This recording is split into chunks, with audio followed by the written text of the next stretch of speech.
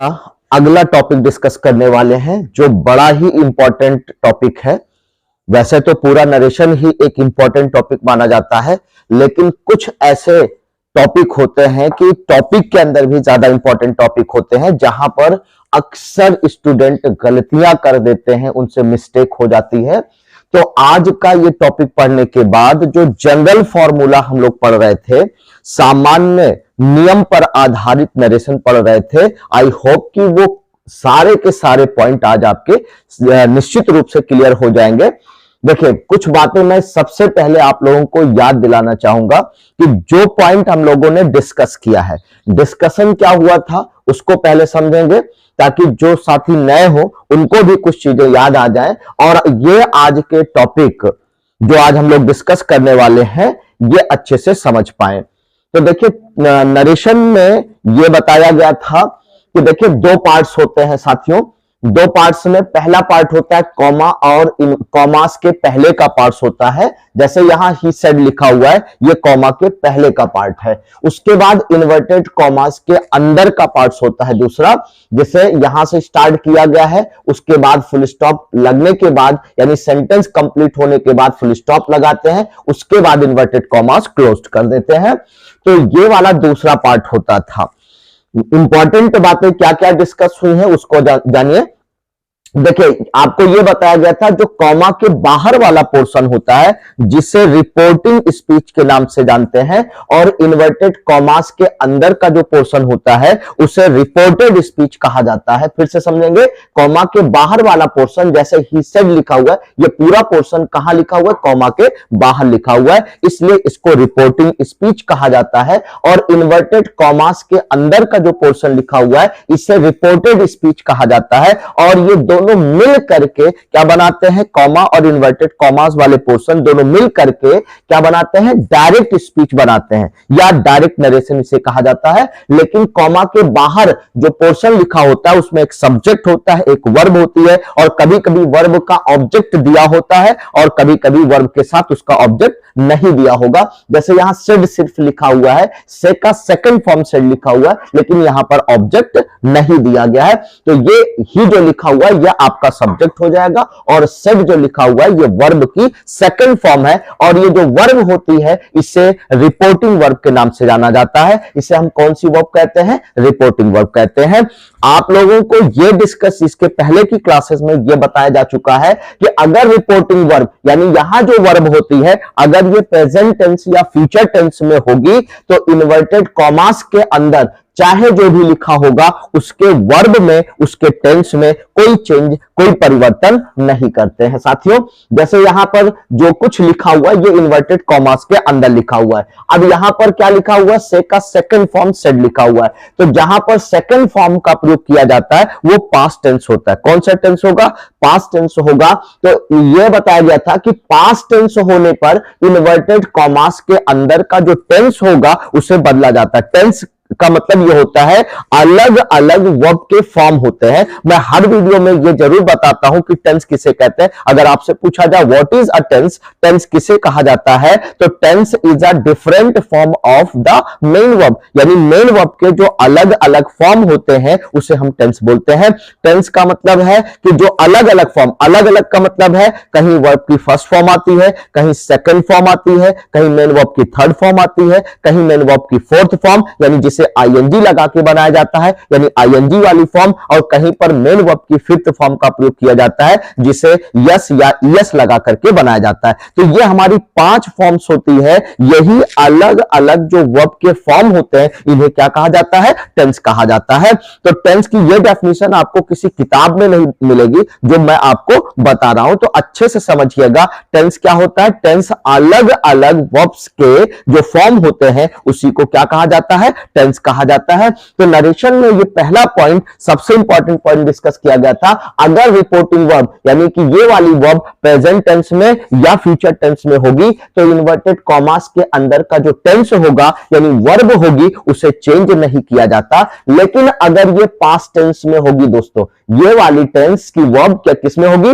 Past tense में होगी। तो इन्वर्टेड कॉमास के अंदर जो कुछ भी लिखा होगा उसके टेंस में, उसके वर्ब के फॉर्म में क्या करेंगे? चेंज करेंगे, परिवर्तन करेंगे। कौन सा टेंस किसमें होता है? अगर ये पास्ट में होगा तो प्रेजेंट इंडेफिनिट का टेंस दोस्तों किसमें बदलता है? पास्ट इंडेफिनिट में। प्रेजेंट इंडेफिनिट बदलता है पास्ट इंडेफिनिट में, प्रेजेंट कॉन्टिन्यूअस बदलता है पास्ट कॉन्टिन्यूअस में, प्रेजेंट परफेक्ट टेंस बदलता है पास्ट परफेक्ट टेंस में, प्रेजेंट परफेक्ट कॉन्टिन्यूअस बदलता है पास्ट परफेक्ट कॉन्टिन्यूअस में। यानी प्रेजेंट के सारे टेंस किसमें चेंज किए जाते हैं? पास्ट में चेंज किए जाते हैं। यानी कि all the tenses of present converted into past tense. दोस्तों जितने भी टेंस होंगे प्रेजेंट के वो किसमें कन्वर्ट किए जाते हैं? पास्ट में कन्वर्ट किए जाते हैं। Means present indefinite changes into past indefinite, present continuous tense changes into past continuous, present perfect changes into past perfect, present perfect continuous changes into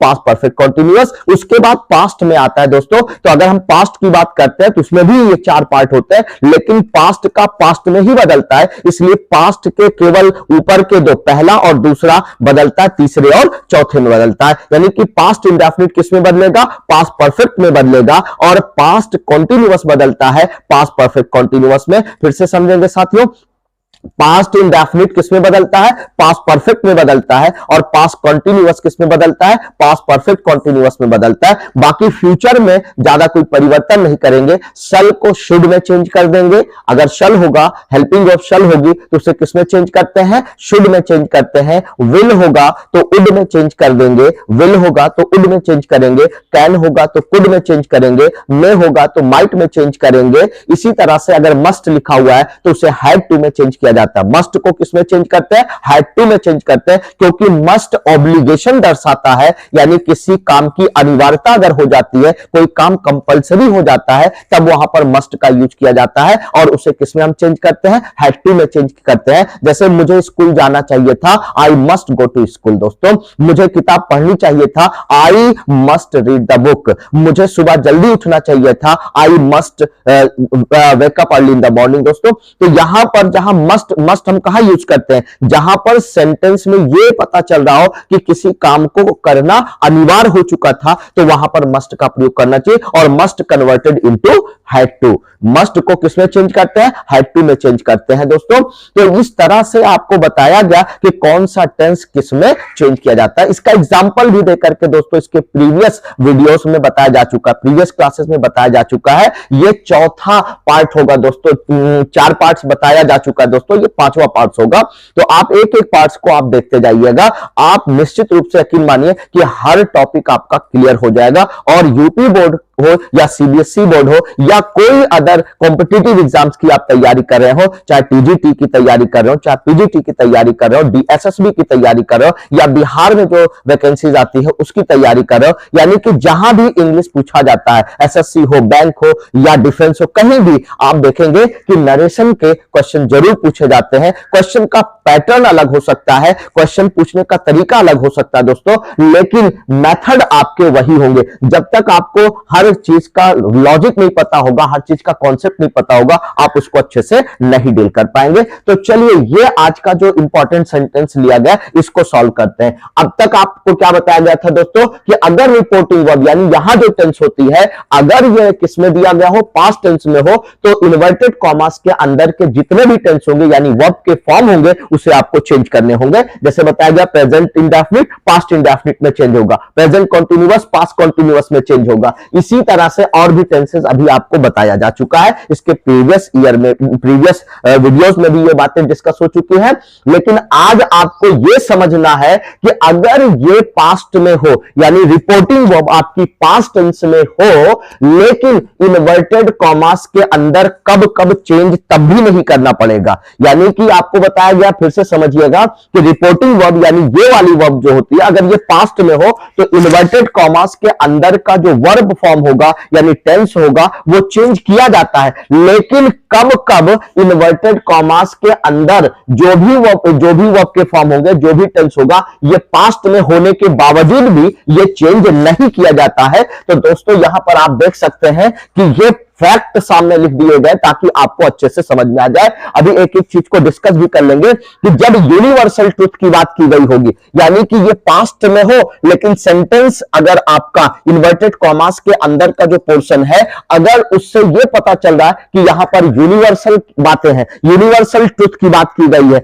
universal दोस्तों क्या होता है, यानी कि वो फैक्ट, वो सच्चाई जो आज भी जिस तरह से मानी जाती है आने वाले समय में भी वैसे ही मानी जाएगी। जैसे कौवा काव काव करता है, बिल्ली म्याऊं म्याऊं करती है, ठीक है, इसी तरह के जैसे सोना पीला होता है, दूध सफेद होता है, ये सारी बातें क्या है, यूनिवर्सल ट्रुथ होती हैं। ठीक है, जैसे हम सन को क्या मानते हैं, एक स्टार मानते हैं। सन भी क्या है, एक स्टार है। पृथ्वी सूरज का चक्कर लगाया करती है, तो ये क्या है, ये सारी बातें यूनिवर्सल ट्रुथ की कैटेगरी में आती है। इसके अलावा और बहुत सारी बातें आप देखेंगे जो यूनिवर्सल ट्रुथ की कैटेगरी में रखी जाती है। तो जहां पर यूनिवर्सल ट्रुथ की बात की जाए, अगर ये पास्ट टेंस में होगा साथियों, तब भी इन्वर्टेड कॉमास के अंदर बदला नहीं जाएगा, क्योंकि ये क्या बता रहा है, यूनिवर्सल ट्रुथ बता रहा है। लेकिन सामान्यता क्या बताया गया, अगर ये पास्ट में होता, ये वर्ब यानी रिपोर्टिंग वर्ब अगर पास्ट में होती थी, तो इन्वर्टेड कॉमास के अंदर प्रेजेंट इंडेफिनिट किस में बदलता था, पास्ट इंडेफिनिट में। प्रेजेंट कॉन्टिन्यूअस किस में बदलता था, पास्ट कॉन्टिन्यूअस में। प्रेजेंट परफेक्ट किस में बदलता था, पास्ट परफेक्ट में। प्रेजेंट परफेक्ट कॉन्टिन्यूअस किस में बदलता था, पास्ट परफेक्ट कॉन्टिन्यूअस में। लेकिन अगर ये पास्ट में है लेकिन इन्वर्टेड कॉमास के अंदर क्या बातें पाई जा रही हैं, यूनिवर्सल ट्रुथ की बात की गई होगी, तो वो चेंज नहीं होगा।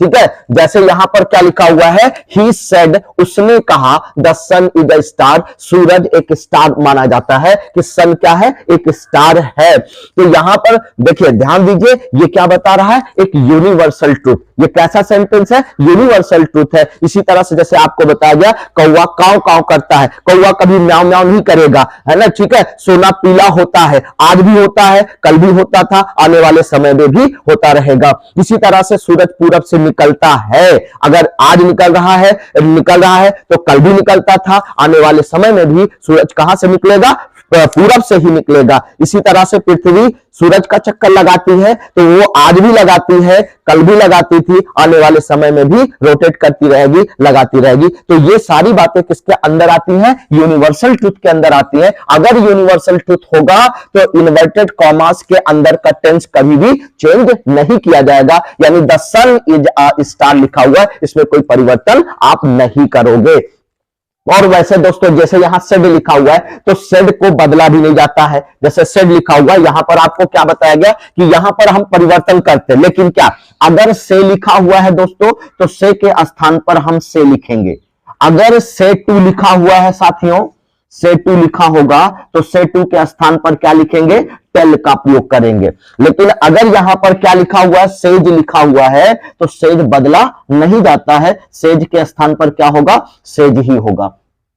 सेज के स्थान पर क्या होगा साथियों, सेज होगा। लेकिन अगर सेज टू लिखा हुआ है, सेज टू लिखा हुआ है, तो क्या हो जाएगा, टेल्स हो जाएगा दोस्तों। लेकिन अगर सेड लिखा हुआ है, क्या लिखा हुआ है, अगर सेड लिखा हुआ है तो सेड भी नहीं बदलता, सेड के स्थान पर क्या लिखा जाता है, सेड। लेकिन अगर सेड टू लिखा हुआ है, क्या लिखा हुआ है, सेड टू लिखा हुआ है, तो उसे चेंज करके किसमें बदलते हैं, टोल्ड में चेंज करते हैं। किसमें चेंज करते हैं, टोल्ड में चेंज करते हैं दोस्तों। तो आपको यह भी ध्यान देना है कि अगर यहां पर से लिखा हुआ है तो से बदला नहीं जाता, से के स्थान पर से रहेगा। अगर यहां से टू लिखा है तो से टू को चेंज करते हैं, किसमें, टेल में चेंज करेंगे। अगर सेज लिखा है तो सेज के स्थान पर सेज रहेगा। सेज टू लिखा है तो उसको हटा करके क्या लिखेंगे, टेल्स कर देंगे। सेड लिखा हुआ है तो सेड बदला नहीं जाएगा दोस्तों, सेड के स्थान पर सेड ही लिखा जाएगा। अगर यहां सेड टू लिखा होता तो वो किसमें चेंज करते हैं, सेड टू को टोल्ड में चेंज किया जाता। तो दोस्तों यहां पर सेड का सेकंड फॉर्म सेड लिखा हुआ है, तो सेड बदला नहीं जाएगा, सेड के स्थान पर क्या लिखा जाएगा,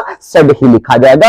अगर ये पास्ट में होगा तो ये बदला जाता, लेकिन अगर यूनिवर्सल बातें हैं, यूनिवर्सल ट्रुथ है, तो वो चेंज नहीं होगा। This kind of sentences will never be change, इनको कभी परिवर्तित नहीं करेंगे साथियों। ठीक इसी तरह से दूसरा सेंटेंस लेंगे तो ये बनेगा क्या, ही सेड, और कॉमा इन्वर्टेड कॉमास को हटाते हैं, कॉमा इन्वर्टेड कॉमास को हटाते हैं। और ये साथियों देखिए सारे सेंटेंसेस किसमें दिए गए, असर्टिव सेंटेंस में दिए गए। इसके पहले के वीडियोस में, पहले के क्लास में आपको बताया जा चुका है कि इन्वर्टेड कॉमास के अंदर अगर असर्टिव सेंटेंस हो, असर्टिव का मतलब चाहे वो अफर्मेटिव फॉर्म में हो चाहे नेगेटिव फॉर्म में हो, तो यहां पर कॉमा और इन्वर्टेड कॉमास को हटाते हैं और क्या यहां पर एक कंजंक्शन यूज करेंगे, उसका नाम क्या है, दैट है। तो ये सेंटेंस इस तरह से बनेगा, he said that the sun is a star. इसे यहां बदलिएगा नहीं, क्यों नहीं बदलेगा, क्योंकि यूनिवर्सल ट्रूथ है। चलिए नेक्स्ट सेंटेंस, अगला सेंटेंस है ही सेड, यहां क्या होगा, दैट हो जाएगा। Honesty is the best policy, ईमानदारी एक अच्छी नीति होती है, ईमानदारी को फॉलो करिए, एक अच्छी चीज होती है। Honesty is the best policy, honesty को क्या माना जाता है, ईमानदारी को क्या माना जाता है, ऑनेस्टी मींस ईमानदारी। बेस्ट पॉलिसी सबसे अच्छी नीति मानी जाती है कि ईमानदारी सबसे अच्छी नीति है। ऐसा क्या है, ये क्या है, ये प्रोवर्ब है या इसको फ्रेज कहा जाता है। ठीक है, तो मुहावरे और लोकोक्तियां जो होती हैं उसे भी चेंज नहीं किया जाता है, ये कहावतें हैं। ये क्या है दोस्तों, कहावतें हैं। प्रोवर्ब्स या फ्रेज का मतलब होता है कहावतें। तो जब कहावतें होती हैं तो उसको भी चेंज नहीं किया जाता। Honesty is the best policy, ये भी चेंज नहीं होगा। सिर्फ यहां पर क्या करेंगे, ही सेड कॉमा और इन्वर्टेड कॉमास हटाएंगे, दैट हो जाएगा, ही said that honesty is the best policy. क्यों चेंज नहीं होगा दोस्तों, क्योंकि ये क्या है, एक प्रोवर्ब है यानी फ्रेज है। जहां कहावतें होती हैं वहां पर चेंज नहीं किया जाता है। अगला सेंटेंस लेते हैं दोस्तों, ही सेड, यहां पर दैट होगा, यहां पर भी चेंज नहीं करेंगे क्योंकि ये क्या है,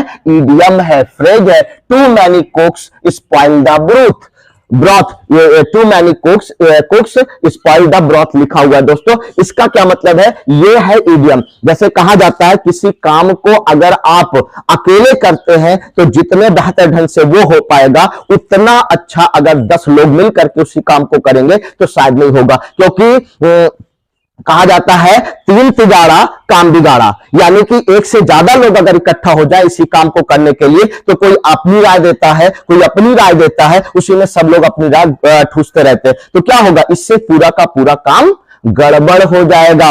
5 माली संपूर्ण बाग खाली, यानी कि अगर आप देखेंगे कि अगर बागवानी करनी है, अगर छोटा सा भी एरिया है, एक आदमी करेगा तो अच्छे से कर लेगा, लेकिन अगर उसी में 5-10 लोग अगर इकट्ठा होकर के लाओ हम भी कर दे, लाओ हम भी कर दे, लाओ हम भी कर दे, सब लोग मिल करके करेंगे तो शायद अपने अपने तरीके से करेंगे और वो सत्यानाश हो जाएगा, बेकार हो जाएगा। तो इसलिए ध्यान दीजिए कि अगर आपको बेहतर काम करना है तो अलग अपना खुद जो है काम करिए तो वो ज्यादा अच्छे से हो पाता है। तो उसी को कहा जाता है too many cooks spoil the broth. तो यहां इसका ये क्या है, एक इडियम है, एक मुहावरा है। तो हमारे बुजुर्गों ने जो मुहावरे वगैरह कहे हैं, ठीक है, जैसे नाच न जाने आंगन टेढ़ा, ठीक है, तो अगर इस तरह का कोई भी सेंटेंस लिखा हुआ है, जाको फटी न पाव बेवाई सो का जाने पीर पर, ये सब क्या है, ये सब हमारे इडियम है। ठीक है, तो जहां पर इस तरह का कोई इडियम आपको दिखता है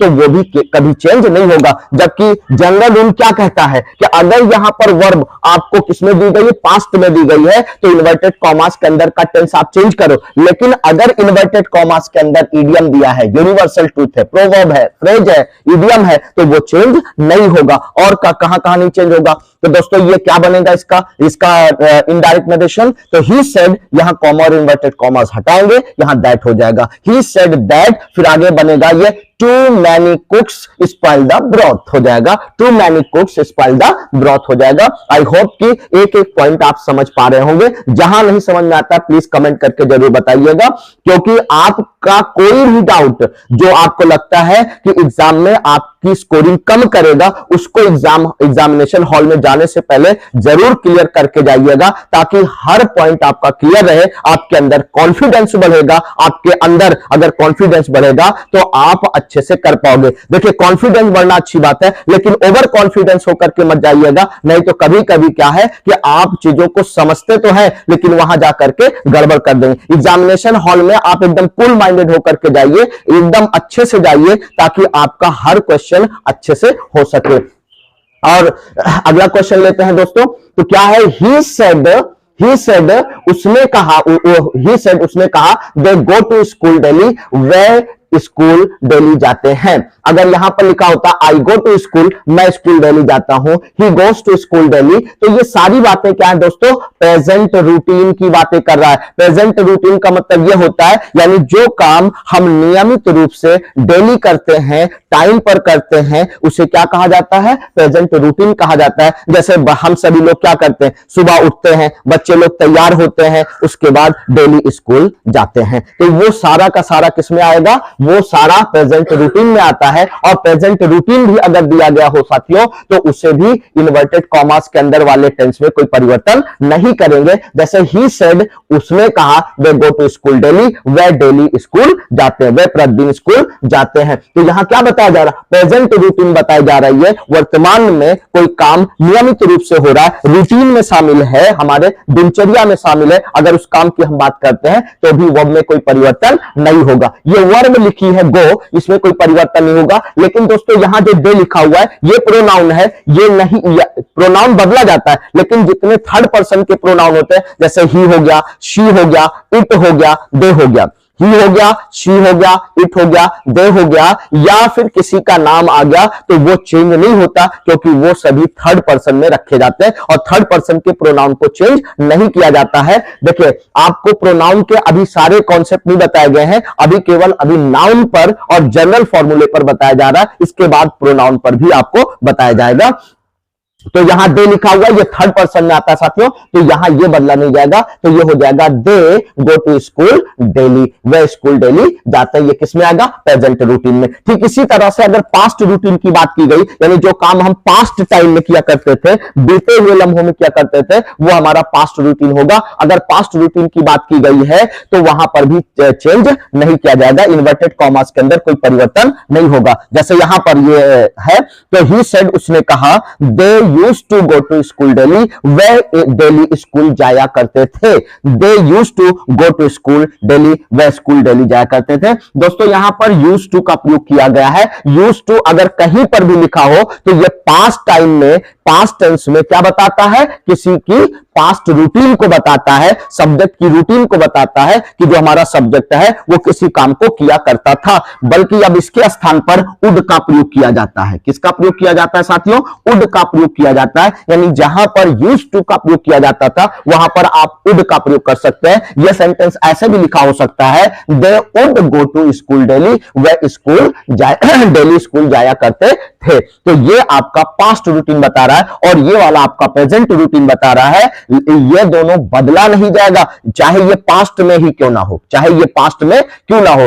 पास्ट में होने के बाद ये क्यों नहीं बदला जा रहा है, क्योंकि ये क्या दिखा रहा है, प्रेजेंट और पास्ट के रूटीन को दिखा रहा है। चलिए अगला सेंटेंस लेते हैं साथियों।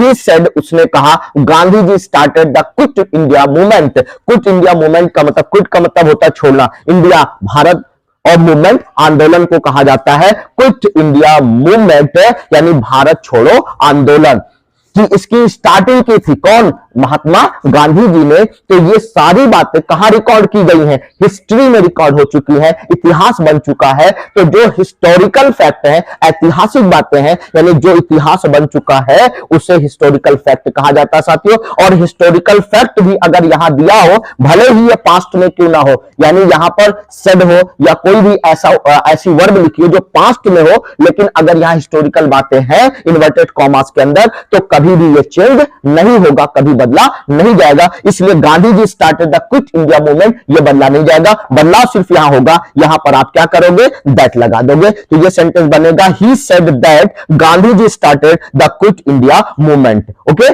आई होप कि ये सारी चीजें क्लियर हो गई होंगी। चलिए लास्ट सेंटेंस और लेते हैं। He said women are more sincere workers than men लिखा हुआ है।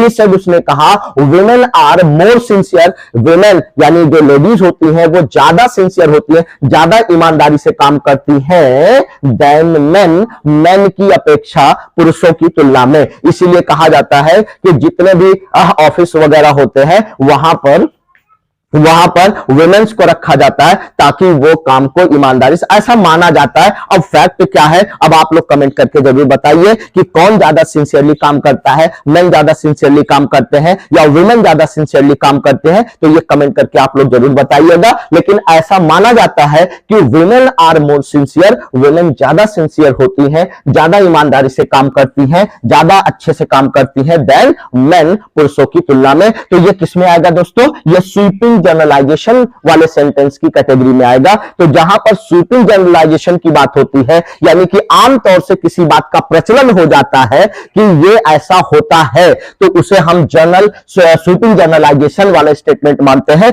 और जहां इस तरह का स्टेटमेंट दिया हो, भले ही ये पास्ट में हो दोस्तों, लेकिन इन्वर्टेड कॉमास के अंदर का टेंस यानी वर्ब में कोई परिवर्तन नहीं होगा। अगर यही चीज दोस्तों जैसे यूनिवर्सल ट्रुथ ना होता तो इज की जगह वॉज हो जाता, यहां पर इज की जगह वॉज हो जाता। अगर ये प्रोवर्ब ना होता, फ्रेज ना होता, इडियम ना होता, अगर ये इडियम ना होता दोस्तों, तो यहां पर कुक्स जो लिखा हुआ है, ये टू मैनी कुक्स स्पॉइल, यहां स्पॉइल जो मेन वर्ब है ये स्पॉइल्ड हो जाता, यानी सिंपल पास्ट प्रेजेंट से किसमें बदल जाता, पास्ट में बदल जाता। यहां गो लिखा हुआ है दोस्तों, ये सिंपल प्रेजेंट में है, ये किसमें बदल जाता, पास्ट में, यानी कि वेंट हो जाता। कब, जब ये बातें ना होती। तो अगर ये बातें आपको कहीं भी किसी सेंटेंस में दिखे दोस्तों, तो चाहे ये पास्ट में ही क्यों ना हो, लेकिन अगर यूनिवर्सल ट्रुथ है, प्रोवर्ब या फ्रेज है, इडियम है, प्रेजेंट रूटीन की बात की गई है, पास्ट रूटीन की बात की गई, हिस्टोरिकल फैक्ट की बात की गई है, या स्वीपिंग जनरलाइजेशन की बात की गई है, तो ये कभी भी चेंज मत करना, वरना आपका 2 नंबर 100% कट जाएगा। तो इसलिए ये छोटी सी मिस्टेक जो है आपको आपके रिजल्ट में बेहतर मार्क्स लाने से रोक सकती है। तो इसलिए ध्यान दीजिएगा कि ये जितने पॉइंट्स आज डिस्कस किए गए हैं, they are very most important point, ये सारे इंपॉर्टेंट पॉइंट है दोस्तों।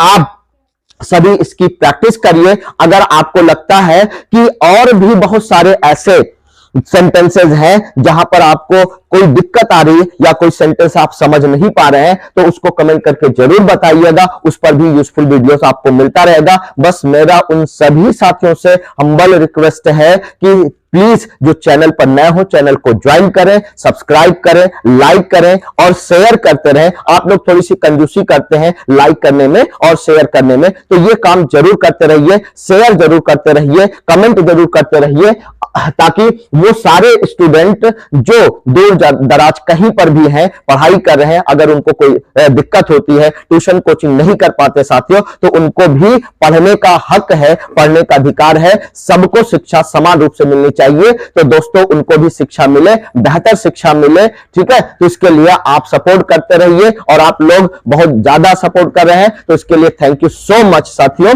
तो चलिए आज का वीडियो यहीं पर मैं वाइंड अप करता हूं और इसके आगे का जो पोर्शन होगा वो अगली वीडियो में आपको कंटिन्यू मिलता रहेगा। Thank you so much.